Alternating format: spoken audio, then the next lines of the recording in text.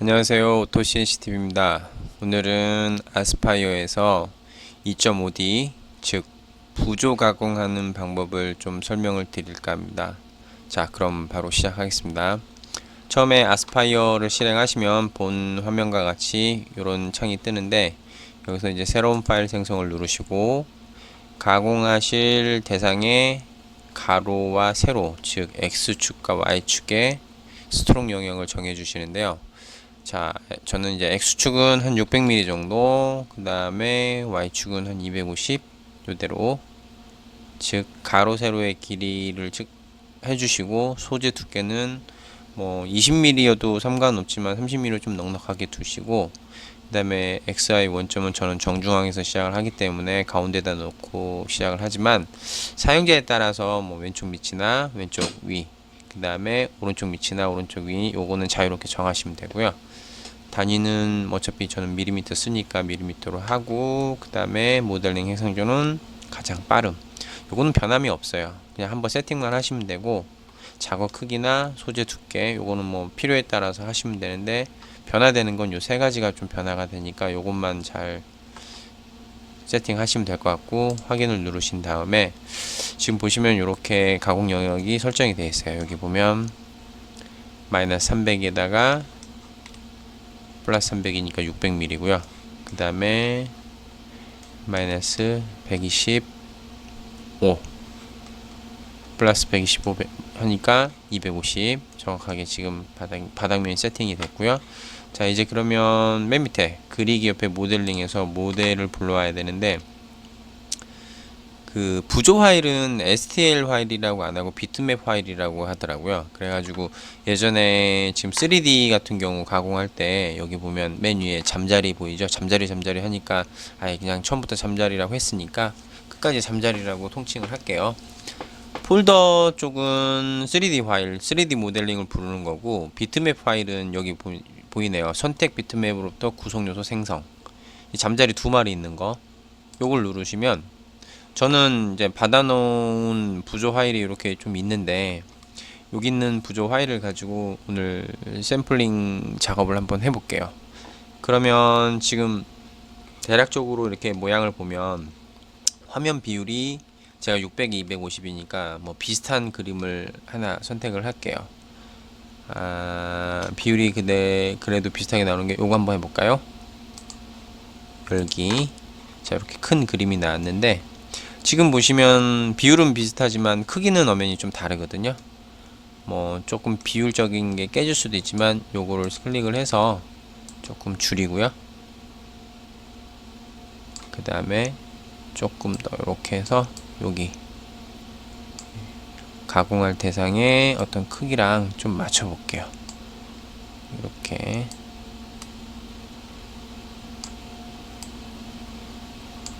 해서 여기 보시면 왼쪽 중앙에 보면 이렇게 빈 네모칸 하얀색, 이거 누르고 맨 위에 중앙 하면 이렇게 나오죠. 닫기 누르고 여기서 이제 제 스트록 영역에 맞게끔 조금 이렇게 늘려주는 거예요.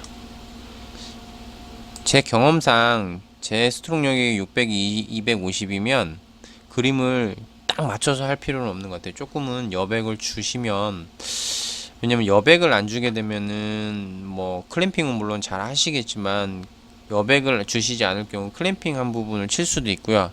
그래서 저는 그리고 이제 스핀들 같은 경우가 날물을 물렸을 때 날장이 조금 뭐 부족하거나 아니면 여백이 뭐 없거나 그러면은 스핀들 그 콜렛 너트가 클램핑을 치는 경우도 있더라고요. 그래서 저는 600에 250이라는 정 사이즈의 스톡 영역을 줬지만 제가 가공할 대상은 항상 옵셋을 조금씩 주는 편이에요. 이게 뭐 사람마다 조금 다를 수 있겠지만 저는 그렇다라는 거 그거 알아두시고, 이렇게 해서 지금 가공 대상의 그림을 이렇게 세팅이 끝나면 이제 한번 3D 뷰를 한번 확인해 볼게요. 이렇게 나오네요. 근데 왠지 모르게 부조인데 좀 밋밋한 느낌이 있어요. 잠시만요. 그림이 움직였는데 뒤로 가기 한번 누르고, 지금 보면 이렇게 조금 밋밋한 느낌이 좀 있어요. 자, 그러면 이 부조의 그러니까 이 전체적인 형태의 높이, 음각이든가 거꾸로 내려가서 올라오는 그 높이가 얼마나 되는지는 여기 보시면 SS2라고 이 부조명이 여기 적혀있는데 더블 클릭해서 좀 확인을 해 볼게요. 전체적으로 깊이가 7.89 정도 되는데 저는 뭐 한 12mm 정도 가만히 좀 있으면 좀 더 올라왔어요. 아까보다. 예. 12mm 정도 이렇게 형태가 12mm 정도 하고 닫기 누르시면 12mm의 높이를 가진 부조를 깎겠다는 얘기죠. 자, 그리고 오른쪽 위에 공구 경로 눌러가지고 이제 날물을 선택을 할 건데 엔드밀이요. 그러기 전에 소재 설정 밑에 설정을 한번 눌러서 들어가 볼게요. 모델 두께 12mm, 그 다음에 모델이 맨 위로, 그러니까 지금 0점 잡은 면 위로 올라있는데 보통 어떤 경우에는 바닥 평면이 고르지 못하면 모델의 맨 윗부분이 깎여 나가는 경우가 있어요. 이 높이가 정확하게 설정이 됐다고 하더라도. 그래서 저는 보통 모델 위에 틈새를 한 0.5 정도 두거든요. 그러면 모델이 맨 위부터 0점이 잡히는 게 아니라 0.5mm 밑에부터 모델의 최상부가 잡히는 경우가 돼요. 이게 아무래도 좀 안전하겠죠. 이렇게 지금 세팅을 한 상태에서 뭐 Z축 호미치 이런 부분은 뭐 빠르게 급속 이송을 하고 싶다 그러면 여기 높이를 조금 낮게 잡아도 상관은 없는데 10mm 정도 잡아놓으면은 부딪힐 것 같으면 여기서 Z축 높이를 자기가 알아서 설정을 하더라고요. 확인을 누르고, 자, 그러면 저번에 3D 가공하는 방법을 설명을 드릴 때 보통 이제 부조나 3D 같은 경우는 여기 똥같이 생긴 거 황삭, 그리고 정삭을 거쳐서 들어가는 방법이 보편적이라고 했는데 저는 테이퍼 엔드밀이라는 엔드밀을 가지고 날장이 길다 보니까 한 번에 정삭을 들어갔는데요. 오늘은 황삭 정삭을 하는 방법을 거쳐서 한번 설명을 좀 드려볼게요. 자, 여기 똥 같은 걸 한번 누를게요. 그러면 여기 보시면 엔드밀 선택이 3mm로 되어 있는데 3mm에 한 번에 2mm를 하고 겹침은 그냥 저는 50% 반반을 한번 더 볼게요. 적용 확인. 그리고 모델 주변을 다 팔아 이렇게 놓고요. 그 다음에 나머지 놓고 한번 계산을 한번 해볼게요.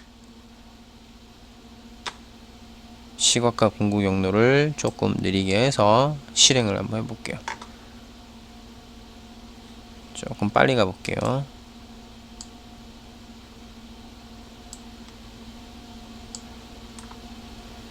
네, 이렇게 지금 황삭이죠.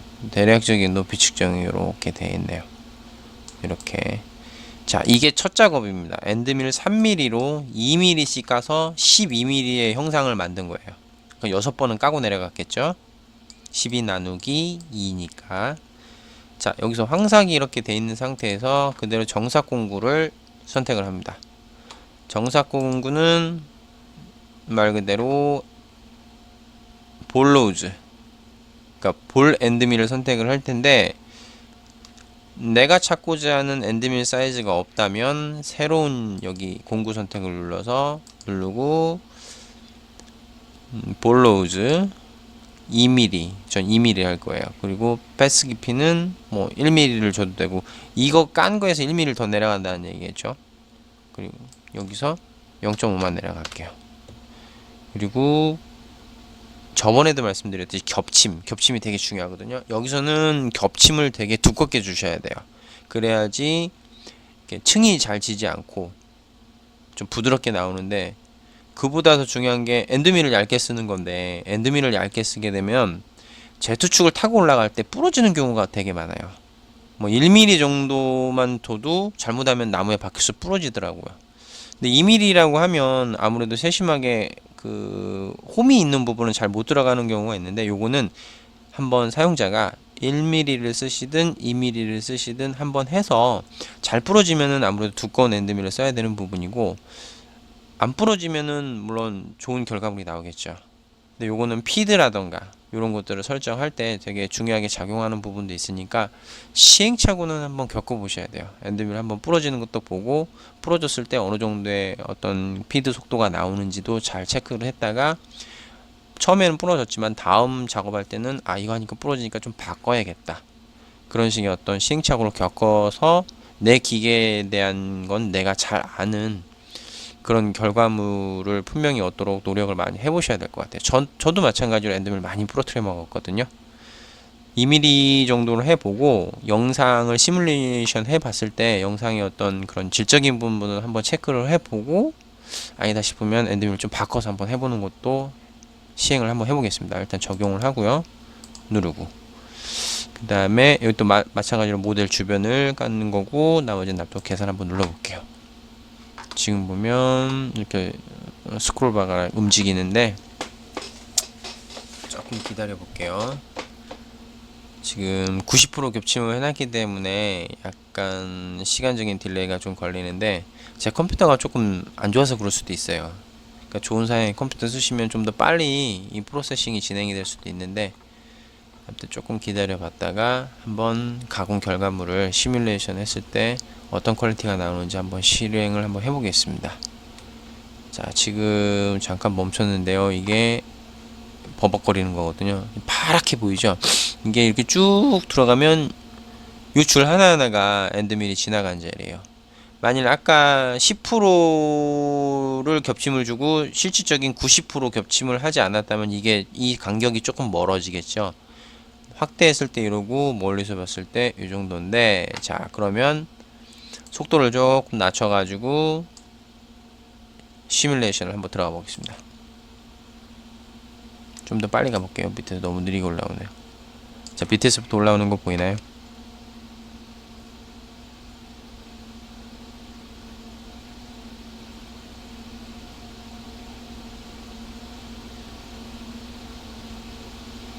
지금 2mm 가지고 90% 겹침을 줬어요.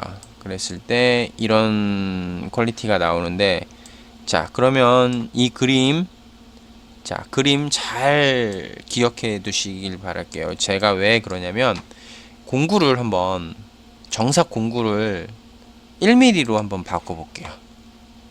1mm로 바꿔서, 물론 시간은 훨씬 더 걸리겠지만 1mm로 바꿔가지고 좀 더 이렇게 조금 디테일하게, 자, 여기서 1mm로 바꾸고요.